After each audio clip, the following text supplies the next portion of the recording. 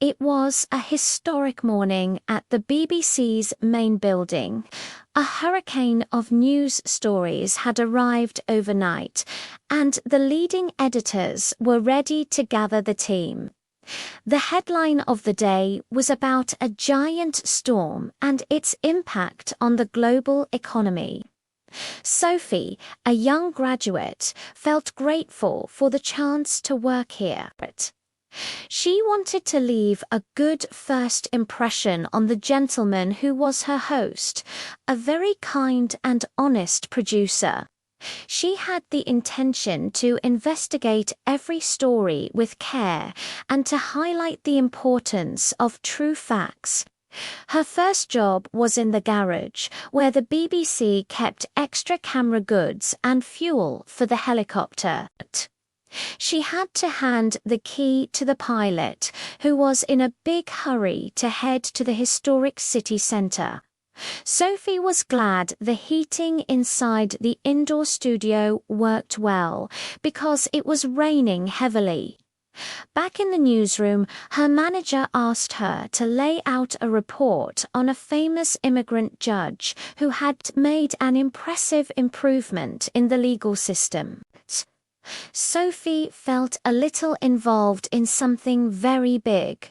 She had to invest time to highlight the importance of his intelligence and kind actions. Suddenly, there was a loud knock on the studio door. A camera operator ran in with a journal full of notes. "We must investigate a new issuer killing in the historic museum," he shouted. The room filled with horror. The immediate need was to check if the rumors were true. Sophie went indoors to the small laboratory where the BBC kept old tapes for historical programs. She tried to ignore the imaginary fears in her head. No ghost was waiting for Herb. She was still a bit frightened.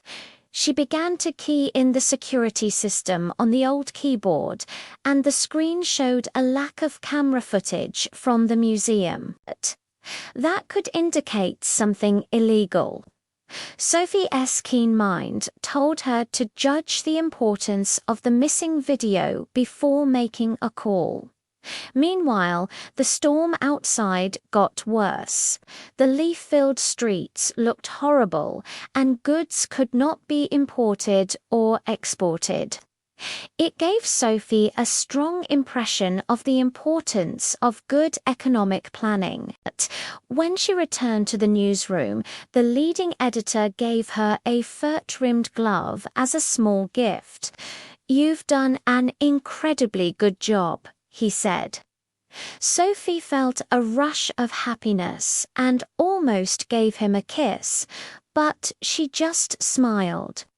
"You will go far," he added. "You have the key talent and the intention to keep the BBC's reputation highly respected."